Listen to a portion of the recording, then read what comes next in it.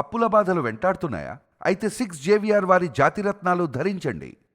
Hi, welcome to మనం TV. నేను మీ మనోజ్. అడవిలో అన్నలు ఇంకా గర్జిస్తూనే ఉన్నారా? తుపాకుల మోత ఇంకెంతకాలం మోగపోదా? అంతం లేని యుద్ధం, రాజీ లేని యుద్ధం, గమ్యం లేని యుద్ధం. ఎందుకు ఇన్ని మాటలు యుద్ధం గురించి అన్నానంటే, రీసెంట్గా హిడ్మా ఎన్కౌంటర్ తర్వాత మావోయిస్టులు ప్రతీకారం తీసుకోవడానికి రెడీగా ఉన్నారు. ఎలాంటి మందు పాత్రలు పేలుస్తారు, ఎలాంటి ల్యాండ్ మైన్స్ పేలుస్తారు, ఎవరి మీద యుద్ధానికి పాల్పడతారు, ఎవరి మీద దాడులు తెగబడతారని చెప్పి చాలా మంది వెయిట్ చేశారు. ఏ పొలిటీషియన్ టార్గెట్ గా ఉన్నాడని చెప్పి చాలా మంది అనుకున్నారు. కానీ ఇప్పుడు ఛత్తీస్గఢ్ దంతెవాడలో ఒక భీకర కాల్పులు జరిగాయి. భద్రతా బలగాలకి మావోయిస్టులకి 12 మంది మావోయిస్టులు చనిపోయారు. 3 భద్రతా బలగాలకు చెందిన సిబ్బంది కూడా స్పాట్లోనే చనిపోయిన పరిస్థితి. దాదాపుగా 6 గంటల పాటు భీకర యుద్ధం, ఎదురు కాల్పులు. ఇప్పటిదాకా హిడ్మా ఎన్కౌంటర్కి ఎలాగైనా సరే ప్రతీకారం తీర్చుకోవాలనుకున్న మావోయిస్టులు తీర్చుకున్నారు ప్రతీకారం. 3 చనిపోయారు, మరి 12 మంది మావోయిస్టులు చనిపోయారుగా అనుకోవచ్చు. కానీ వాళ్ళు ఆల్రెడీ ఒక మావోయిస్టు కేంద్ర కమిటీ ఒక లేఖ రిలీజ్ చేసింది.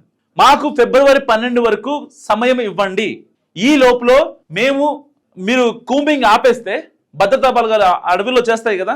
ఛత్తీస్గఢ్ కావచ్చు, ఇటు దంతెవాడ, సుక్మా జిల్లా, బస్తర్ జిల్లాలో అలాంటి మేజర్ ప్రైమ్ ఏరియాస్లో మీరు ఏదైతే ఈ కూంబింగ్ ఆపేస్తే మేము ఇవ్వాల్సిన ఇన్పుట్స్ మా మావోయిస్టులకు ఇచ్చుకుంటాం, మాకు కొంచెం టైం కావాలని చెప్పి కొద్ది రోజుల క్రితం ఒక లేఖ రిలీజ్ చేస్తే, దానికి ప్రతిగా మళ్ళీ వీళ్ళు కూంబింగ్ ఆపాలని చెప్పారు మా మావోయిస్టులు. పాపం మేము ఆపేస్తామని చెప్పి కేంద్ర కమిటీ సభ్యులే లేఖ రిలీజ్ చేశారు. అయినా సరే అట్లీస్ట్ మినిమం కన్సర్న్ చూపించని పోలీసులు, భద్రతా బలగాలు ఎట్టి పరిస్థితుల్లో హిడ్మా లాంటి మరొక ఎన్కౌంటర్ జరగాలి, ఆయన ఆపరేషన్స్ హెడ్, కేంద్ర కమిటీ సభ్యుడు, ఆ మావోయిస్ట్ అగ్రనేత, ఇలాంటి వాళ్ళు చనిపోయారు కాబట్టి సైనికులు ఉంటారో వాళ్ళంతా చల్లచెదరు అయిపోయారు. ఎట్టి పరిస్థితుల్లో వాళ్ళని కూడా చంపేయాలి అన్న ఇదిలో వీళ్ళు కూడా భద్రతా బలగాలతో కూంబింగ్ నిర్వహిస్తున్నారు. బాగానే ఉంది. కానీ వాళ్ళు ఇచ్చిన చిన్న రిక్వెస్ట్ ప్రపోజల్ ఎందుకు యాక్సెప్ట్ చేయలేకపోయారు? ఫిబ్రవరి 12 వరకు వాళ్ళు టైం అడిగారు కదా. ఇంత టైంలో కనీసం ఒక 10 డేస్ 15 డేస్ భద్రతా బలగాలు కూంబింగ్ నిర్వహించడం ఆపేస్తే ఎలా ఉండేది? వాళ్ళకు కూడా ఒక అవకాశం ఇచ్చినట్టు ఉండేది కదా. ఆల్రెడీ అడిగారు వాళ్ళు. ఎదురుగా దంతెవాడలో ఒక పెద్ద అడవిలో పక్కా సమాచారంతో మావోయిస్టులు 20 మంది ఉన్నారనే పక్కా సమాచారంతో వెంటనే రంగంలోకి దిగాయి భద్రతా బలగాలు. దాదాపుగా 12 మంది మావోయిస్టులు అక్కడే స్పాట్లోని కాల్చి చంపేశారు. నిజంగా ఇప్పుడు మావోయిస్టులకు ఏం చేయాలో అర్థం కాని సిచ్యువేషన్. చాలా మంది ఆపరేషన్ కగారు సక్సెస్ అయింది అనుకుంటున్నారు, కానీ చాలా మంది మావోయిస్టులు ఎన్కౌంటర్ లో బలవుతున్నారు. ఆపరేషన్ కగారు యొక్క ముఖ్య ఉద్దేశం ఏంటి? మావోయిస్టుల్ని అరణ్యాల నుంచి జనావాసాల్లో తీసుకొచ్చి వాళ్ళలో చైతన్యం కలిగించాలి, వాళ్ళ కుటుంబాలకి ఒక మంచి జీవితాన్ని ఇవ్వాలన్నదే ఆపరేషన్ కగారు లక్ష్యం. కానీ ఇక్కడేమవుతుంది? ప్రతి ఒక్కళ్ళు ఎన్కౌంటర్లో వెళ్ళిపోతున్నారు. అంటే లక్ష్యం మారిందా? లేక మావోయిస్టులే రూట్ మార్చారా? ప్రభుత్వాలు రూట్ మార్చాయా? అక్కడ స్పాట్లో ఉండే పోలీస్ అఫీషియల్స్ రూట్ మార్చారా? ఏంటి అసలు దీనికి రీజన్ ఏంటి? ఎవరిని నిందించాలి? మావోయిస్టులు చేసే పనిని నేను సపోర్ట్ చేయను, అది ఇల్లీగలే, అందరూ తెలిసిన వాస్తవం అది. వాళ్ళ దగ్గర నుంచి బోల్డ్ ఆయుధాలు స్వాధీనం చేసుకున్నారు. ఎన్ని ల్యాండ్ మైన్స్ ఉన్నాయి, ఎన్ని AK-47 గన్స్ ఉన్నాయి, నెక్స్ట్ లెవెల్ గన్స్ పోలీసుల దగ్గర కూడా లేవు. అలాంటి గన్స్ మావోయిస్టుల దగ్గర నుంచి వాళ్ళు స్వాధీనం చేసుకున్నారు. భీకర కాల్పులు జరిగాయి. 6 గంటల పాటు ఎదురు కాల్పులు. ఎంత ఓపిక ఉండాలి ఒకసారి ఆలోచించండి. వాళ్ళు టెర్రరిస్టులు కాదు, వాళ్ళు మావోయిస్టులు. 6 గంటల పాటు భీకర కాల్పులు జరిపారంటే జస్ట్ ఇమాజిన్ ఎంత కష్టం ఉన్నారో హిడ్మా ఎన్కౌంటర్ తర్వాత.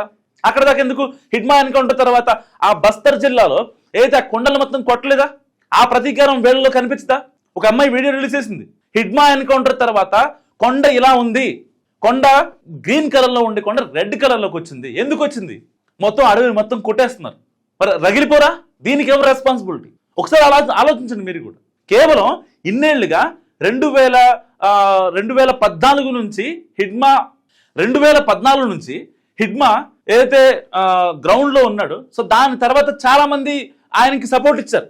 ఎట్టి పరిస్థితుల్లో ఇక ఛత్తీస్గఢ్ కావచ్చు, ఒరిస్సా కావచ్చు, తెలంగాణ ఈ బోర్డర్లో ఉన్న అడవులను సంరక్షించుకోవాలి. అక్కడ మినరల్స్, ఖనిజాలు ఉన్నాయి ఆ అడవుల్లో. అలాంటి వాటిని కార్పొరేట్ కంపెనీస్ కి ఇవ్వకూడదని చెప్పి అడవుల్ని గస్తీ కాస్తుంది హిడ్మా కదా. 2023లో ఆయన చనిపోయాడని చెప్పి ఫేక్ ప్రచారం చేశారు. ఏమైంది? ఆయన ఒక వీడియో రిలీజ్ చేశాడు, నేను చనిపోలేదు, నేను బతికే ఉన్నానని. ఆ తర్వాత చంపారు తీసుకెళ్ళి. ఇప్పటికీ ఎవరైతే మావోయిస్టులు ఉన్నారో లేదు, ఆయన్ని కావాలనే ఎన్కౌంటర్ చేశారు, లొంగిపోదామని వచ్చిన హిడ్మాని ఎన్కౌంటర్ చేశారని చెప్పి చాలా మంది మాట్లాడుకుంటున్నారు. సరే, ఇప్పుడు దాని గురించి టాపిక్ కాదు. అయినా సరే హిడ్మాని ఎన్కౌంటర్ చేయాలన్నదే ఆ యొక్క ప్రోగ్రామ్ ని ఇక్కడ కూడా ఈ 12 మంది మావోయిస్టులను చంపిన దగ్గర కూడా సేమ్ యొక్క ఈ ప్యాటర్న్ ని అవలంబించడం గ్యారంటీ ఏంటి? ఎందుకు ఇవ్వరు? అంటే అట్లీస్ట్ కనీసం ఒక మావోయిస్టు వాళ్ళు మారాలి. గతంలో కొన్ని ప్రభుత్వాలు, కాంగ్రెస్ ప్రభుత్వాలు చర్చలు జరిపాయి. మళ్ళీ దాని తర్వాత కూడా ఖమ్మంలో, ఇంకా సిరిసిల్లలో, రాజన్న సిరిసిల్లలో ఇక్కడ సెటిల్ అయ్యారు. వాళ్ళ కోసం కొన్ని అప్పట్లో వైఎస్ రాజశేఖర రెడ్డి గారు కూడా, జలగం వెంగళరావు గారు హోంమంత్రిగా ఉన్నప్పుడు కూడా వాళ్ళని ఊచకోతకు వస్తారు. తర్వాత 2 జిల్లాల్లో సెట్ అయ్యారు, ఖమ్మం, రాజన్న సిరిసిల్ల. దాని తర్వాత అప్పటి సీఎం, ఉమ్మడి ఆంధ్రప్రదేశ్ సీఎం నారా చంద్రబాబు నాయుడు గారి మీద కూడా వాళ్ళు దాడికి తెగబడిన పరిస్థితి. దాని తర్వాత ఆ దాడి తర్వాత ఇక వీళ్ళతో ఇదంతా ఎందుకులని చెప్పి రాజశేఖర రెడ్డి గారు నక్సలైట్లతో మొదటిసారిగా డైరెక్ట్ గా చర్చలు జరిపారు. 1-to-1 చర్చలు, సచివాలయంలో కూర్చొని చర్చలు జరిపారు. సో దాని తర్వాత కూడా వాళ్ళు మారారా అంటే వాళ్ళు మారలేదు. అంటే ప్రభుత్వాలు ముందుకు వచ్చినా సరే మావోయిస్టుల్లో కొంతమంది అగ్రనేతలు ఎవరైతే ఉంటారో వాళ్ళ స్వలాభాల కోసం ఇక్కడ కొంత ఎలగదమా ప్లే చేశారు. అది ఆ విషయం గ్రౌండ్ లెవెల్లో ఉన్న అరణ్యంలో ఉండే మావోయిస్టులు కూడా తెలుసు. ఇవాళ ఎందుకు హిడ్మా అనే మావోయిస్టు ఎన్కౌంటరా లేకపోతే ఎలా చనిపోయాడు ఇప్పటికీ తెలియకపోవడానికి రీజన్ ఏంటి? ఎందుకు? ఆయన కింద ఉన్న ఎవరైతే టీం ఉంటారో వాళ్ళు పర్ఫెక్ట్ గా లేకపోవడం. మారేడుమిల్లిలో హిడ్మా ఎన్కౌంటర్ అవడం ఏంటి? ఆయనకి సంబంధించిన ఎవరైతే ఎస్కాట్ ఉంటారో వాళ్ళు విజయవాడలో దొరకడం ఏంటి? ఆటోనగర్లో అసలు సింక్ ఉందా? ఏమన్నా డాట్స్ కనెక్ట్ అవుతున్నాయా మీకేనా? అంటే మావోయిస్టుల్లో కూడా కొంతమంది అమ్ముడుపోతున్నారు. వాళ్ళు అమ్ముడుపోవడం వల్ల జరిగే తప్పులే హిడ్మా ఎన్కౌంటర్ కావచ్చు, ఇంకోటి కావచ్చు. నిజంగా ఒకవేళ హిడ్మా బతుకుంటే సరే, చనిపోయాడు, ఆయన తీసుకురాలేము. ఒకవేళ ఆయన చనిపోకుండా ఉంటే ఆ అడవులు ఇవాళ కొట్టేవాళ్ళ, కార్పొరేట్ కంపెనీస్ ఇచ్చేవాళ్ళ, అడవులను కొట్టేస్తున్నారు. ఒక అమ్మాయి వీడియో పెట్టింది, ఎంత బాధ అనిపించింది తెలుసా? అంటే మావోయిస్టుల్ని చంపాలి, ఎలాగైనా సరే వాళ్ళని ఇబ్బంది పెట్టాలి అనుకుంటే చేయండి. మావోయిస్టులకు సపోర్ట్ చేస్తానని కాదు, వాళ్ళకి ఫ్యామిలీస్ ఉంటాయి కదా. ఆపరేషన్ కాగారు మీరు ఎందుకు పెట్టారు? దేనికోసం? వాళ్ళ జీవితాల్లో వెలుగులు నింపడం కోసం పెట్టారు. మరి నింపాలి కదా. వెలుగులు నింపకుండా మరి వాళ్ళని ఎన్కౌంటర్లు లేపేటువంటి వాళ్ళకి ఒక ప్రాపర్ ఇన్ఫర్మేషన్ ఇవ్వండి. వాళ్ళు ఒక లేఖ రిలీజ్ చేశారు, సార్ ఇది పరిస్థితి, ఫిబ్రవరి 12 వరకు గ్రౌండ్లో ఉన్న వాళ్ళకి మేము ఒక అల్టిమేటం జారీ చేయాలి, ప్రతి ఒక్కరితో కనెక్ట్ అవ్వాలి, మాకు కొంచెం టైం పడుతుంది, కొంచెం టైం ఇవ్వండి మాకని చెప్పారు. ఎక్స్టెన్షన్ చేయమనలేదు కదా. ఆపరేషన్ కాగారు 2025 నుంచి 2026 వరకు పెట్టుకోలేదుగా. ఎందుకు మరి ఇదంతా తలకాయ నొప్పి? 12 మంది మావోయిస్టులు చనిపోయారంటే వాళ్ళ కుటుంబాలు ఇప్పుడు ఆల్రెడీ వాళ్ళు మారాలనే మీరు చూస్తున్నారు కదా. మారాలనుకున్నప్పుడు ఈ ఎన్కౌంటర్లు దేనికి?